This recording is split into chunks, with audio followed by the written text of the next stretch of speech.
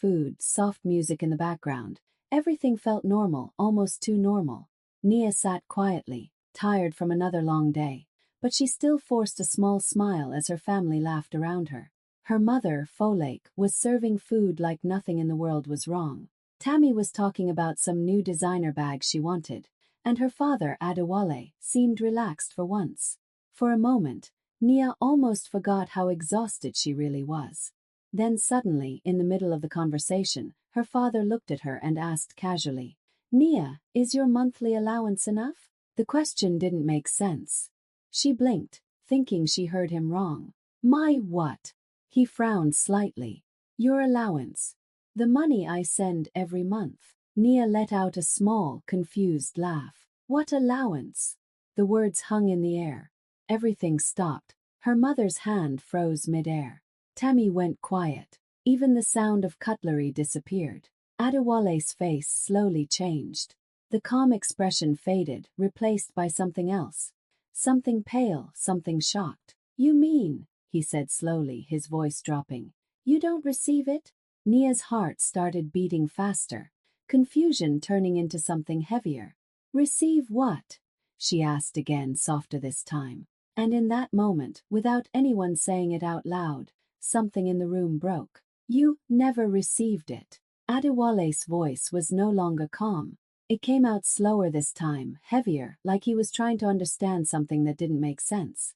His eyes stayed locked on Nia, searching her face like maybe she was joking, like maybe she would suddenly laugh and say she forgot. But she didn't. Nia shook her head slightly, her confusion now turning into uneasiness. "No. I don't know what you're talking about." Before her father could say anything else, Folake quickly stepped in. Her voice came a little too fast, a little too controlled. "Oh, Adewale, you must be mixing things up," she said with a small laugh, waving her hand like it was nothing. "You know how busy things get. Maybe it wasn't every month, or maybe it stopped." But it didn't sound convincing. Not even close. Adewale turned his head slowly toward her. "Stopped," he repeated, his tone sharper now. "I've been sending that money regularly." The room felt tighter. He wasn't asking anymore. He was remembering. Nia's heart started pounding harder. Her mind began racing, trying to catch up with what was happening. Monthly allowance. Money being sent. How was that possible? Because she remembered every single night she came home exhausted. She remembered counting coins just to get through the week. She remembered skipping meals, telling herself she wasn't hungry. And now suddenly, there was money. For how long? Nia asked quietly, her voice almost shaking. Adewale looked back at her, his face now fully serious. "For years." Years. The word hit her harder than anything else. Nia felt something shift inside her chest. Confusion was still there, but now it was mixing with something else. Something darker. Something that didn't feel right. Across the table, Folake forced another smile, but this time it didn't reach her eyes. "Let's not make a big deal out of this," she said softly. "We're having dinner." But it was already too late, because in that moment, a small, quiet doubt had already planted itself deep inside Nia's heart, and it wasn't going anywhere. That night, Nia couldn't sleep. She just lay there staring at the ceiling, her father's words repeating again and again in her head. "For years." And slowly, like pieces of a puzzle she never knew existed, everything started coming back. All those nights, all that struggle, all that pain. It hit her at once. She remembered waking up before sunrise, dragging herself out of bed after barely sleeping 3 hours. One job in the morning, another in the afternoon, and sometimes a third shift at night. There were days she didn't even remember what proper rest felt like. She remembered standing on her feet for hours, her body aching, her head spinning, but still pushing through because she had no choice. There was one night she would never forget. She had just finished a long shift, completely exhausted. Her vision blurred as she tried to walk home. The next thing she knew, everything went black. She woke up on the ground, people standing around her, someone asking, "Are you okay?" But she wasn't. She had smiled weakly and said, "I'm fine," because she didn't even have the luxury to break down. And the whole time, there was money. Her chest tightened. She remembered calling home once, her voice tired, asking if things could be a little easier for her. But her mother had said calmly, "Nia, you're strong. You've always been independent." Independent. That word echoed in her mind now. Not supported, not helped, just independent. Meanwhile, she remembered seeing Tammy's pictures online. Expensive dinners. Trip. Smiling in places, Nia's praising her lifestyle. And Nia. She was barely surviving. Tears slowly filled her eyes as she turned to the side. All this time she thought she was just unlucky, just struggling like everyone else. But now it felt different.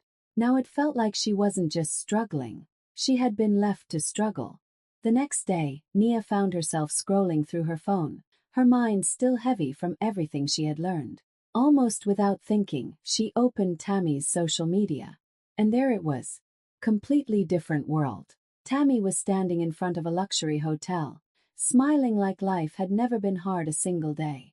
Another post. She was in Paris, holding shopping bags from expensive designer stores. Bright lights, beautiful streets, perfect outfits. Everything looked effortless. Nia stared at the screen, her fingers slowly tightening around her phone. She kept scrolling. Fancy dinners. Private events. New clothes almost every week. Caption after caption about living my best life. And hard work pays off. Hard work. That word hit differently now. Because Nia knew what hard work looked like. It wasn't soft lighting and perfect pictures. It was tired eyes, aching feet, and coming home too exhausted to even eat. She looked down at herself for a moment. Simple clothes, worn-out shoes, hands that had worked too many hours. Then she looked back at the screen. Tammy laughing, Tammy glowing, Tammy living a life Nia had never even dared to dream about. And suddenly, the gap between them didn't feel normal anymore. Felt wrong. Nia remembered family gatherings where everyone praised Tammy. She's doing so well. She has style. She knows how to enjoy life. And when it came to Nia, she's independent. That same word again. No one asked how she was surviving. No one looked close enough to see how tired she really was. Nia swallowed hard, her chest feeling tight. Because now, for the first time, she wasn't just seeing the difference between their lives. She was starting to understand it. The next morning, the house felt different. Quiet, but not peaceful. Adewale didn't say much at breakfast. He barely touched his food. His mind was somewhere else. Stuck on one question that refused to leave him alone. If Nia didn't receive the money, then where did it go? Later that day, he sat alone in his study, the door closed. He opened his laptop slowly, his hands not as steady as usual. For years, he had trusted everything was being handled properly. He never thought he needed to check. But now he had to. He logged into his bank account and pulled up his transaction history. There it was. Every single month. Same amount. Same date. $2,000. Sent without fail. At first, a small part of him felt relieved. Maybe this is just a misunderstanding, he thought. Maybe she forgot. Maybe there's an explanation. But something didn't sit right. So he clicked into the details. And that's when everything started to fall apart. The transfers were real, consistent, clear. But the name on the receiving account wasn't Nia. Adewale leaned closer to the screen, blinking like maybe his eyes were playing tricks on him. He checked again, then again. Same result. The money he had been sending for years was going somewhere else. His chest tightened. No, he whispered under his breath. He quickly went through more records, scrolling faster now. His calm completely gone. Month after month, the same pattern repeated. Thousands, adding up to something much bigger than he had imagined. And not once, not even once, had it reached Nia. A cold feeling settled in his stomach. Because this wasn't a mistake. This was intentional. Someone had redirected that money. Someone close. Someone who had access. Adewale slowly leaned back in his chair, his face going pale as the truth began to form in his mind. And for the first time, he wasn't just confused anymore. He was starting to feel angry. That evening, the truth didn't come out slowly. Came out all at once. Adewale walked into the living room, his phone still in his hand, his face serious in a way Nia had never seen before. "Folake," he called, his voice low but firm. "We need to talk. Now." Something in his tone made the air feel heavy. Folake walked in, trying to stay calm, but there was a slight tension in her face. "What is it?" she asked, forcing a normal tone. Adewale didn't sit down. He just held up his phone. "I checked the transfers." Silence. For a second no one moved. Then he said it clearly, each word hitting harder than the last. "The money I've been sending every month, it's not going to Nia." Nia felt her heart drop. Folake's eyes flickered, just for a moment, but that was enough. "Tammy," Adewale continued, his voice tightening, "why is the account in Tammy's name?" The room froze. Tammy, who had been sitting quietly, suddenly looked up, her expression shifting from confusion to panic. I don't." But she didn't finish. Because everyone already understood. Nia slowly turned her head toward her mother, her eyes searching her face, hoping, praying. This wasn't what it looked like. But Folake didn't deny it. Not immediately. Instead, she let out a small breath and said quietly, "It's not what you think." But it was exactly what they thought. Adewale's voice rose, anger breaking through. "Then explain it." Folake finally spoke, her tone defensive now. "Tammy needed it more," she said. "She had a certain lifestyle to maintain. Opportunities. Image. You know how things are." Nia felt like the ground had disappeared under her feet. "Tammy needed it," she repeated softly, her voice barely there. "All those years. All those nights she worked until her body gave up. All the time she struggled just to survive. And the money meant for her was being used for designer bags, trips, and luxury." Tears filled her eyes, but they didn't fall. Because this pain was deeper than tears. It wasn't just about money anymore. It was about choice. Her mother had looked at both her daughters and chosen one over the other, again and again, every single month. And Nia realized something in that moment that hurt more than anything else. She had never even been considered. That night, no one went to their rooms. The living room lights stayed on, but the warmth was gone. The same place that once felt like home now felt tense, almost unfamiliar. Adewale was pacing back and forth, his anger no longer hidden. "For years, Folake. Years," he said, his voice shaking. "I trusted you. I believed you were taking care of both our daughters." Folake stood across from him, her arms crossed like she was trying to protect herself. "And I did," she replied quickly. "I did what I thought was best." "Best?" Adewale stopped and looked at her in disbelief. "You took money meant for Nia and gave it to Tammy. How is that best?" Folake's expression hardened. "Because Tammy needed it more," she said, her tone firm now. "She had expectations. A certain life to keep up with. You don't understand the pressure she was under." Adewale let out a bitter laugh. "Pressure? And what about Nia?" He pointed toward her. "Do you even know what she's been going through?" Folake didn't answer. Because she didn't know. Or maybe she never tried to. Nia sat quietly on the couch, her hands resting in her lap, her body still. But inside, everything felt loud. Every word, every excuse, every justification was hitting her harder than she expected. "She's strong," Folake added, softer this time, like she was trying to defend herself. "Nia has always been independent. She didn't need as much." Nia's lips pressed together. There it was again. Independent. Not cared for. Not protected. Just left alone to figure things out. Across the room, Tammy sat silently, her usual confidence gone. For once, she didn't have anything to say. Adewale shook his head slowly, disappointment now mixing with anger. "You didn't help one daughter," he said quietly. "You neglected the other." The words hung heavy in the air. Nia finally looked up. Her eyes were filled with something deeper than just pain now. There was hurt, yes, but there was also clarity. A quiet understanding settling inside her. She wasn't confused anymore. She wasn't questioning anything anymore. She was seeing everything exactly as it was. And somehow, that hurt even more. For a long moment no one spoke. The room was filled with tension, but also something heavier, truth that no one could escape anymore. Nia sat there quietly, her eyes moving from her father to her mother, and then to Tammy. Her chest rose slowly as she took a deep breath, and then finally she spoke. I was working until I couldn't stand. Her voice wasn't loud. It wasn't angry, but it cut through the room sharper than anything else. I was waking up before sunrise, coming home after midnight, barely sleeping, barely eating, she continued, her words steady but heavy. There were days I couldn't even feel my legs anymore. No one interrupted her. No one could. Nia looked directly at her mother now. I collapsed once, she said softly. On the street. Just fell. And when I woke up, I still had to go back to work the next day. Folake's face changed, but she didn't speak. 'Cause what could she say?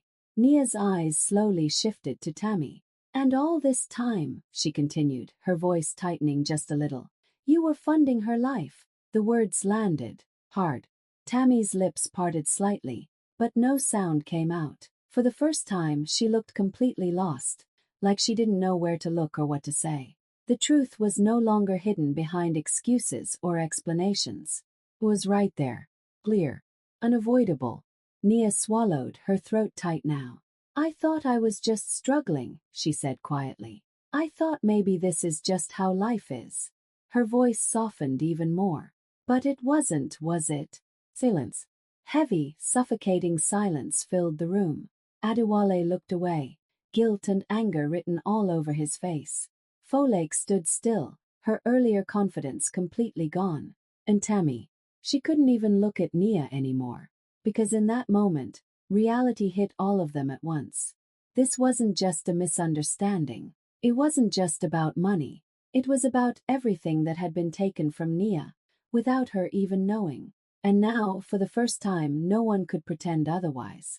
After that moment, everything changed, but not in the way anyone expected. The same people who once ignored Nia were now looking at her differently, carefully, almost cautiously, like they were afraid of what she might say next. Folake was the first to break. Her voice was softer now, no longer defensive. Nia, I didn't realize, she started, but her words faded. Because deep down, she knew that wasn't true. She had known. She had just chosen not to think about it. I was trying to do what was best, she added weakly. But even she didn't sound convinced anymore. Nia didn't respond. She just sat there, quiet, distant. Adewale stepped forward, his expression filled with regret. This is my fault too, he said. I should have checked. I should have made sure you were okay. He paused, then continued more firmly. I'm going to fix this. Every amount you didn't receive, I'll transfer it to you. All of it, and more if needed. Sounded like a solution, like something that should make things better. But it didn't. Nia slowly looked up at him, her face calm. Too calm. You can't fix this with money, she said quietly. Her words were gentle, but they carried weight, because it wasn't about numbers anymore. It was about years.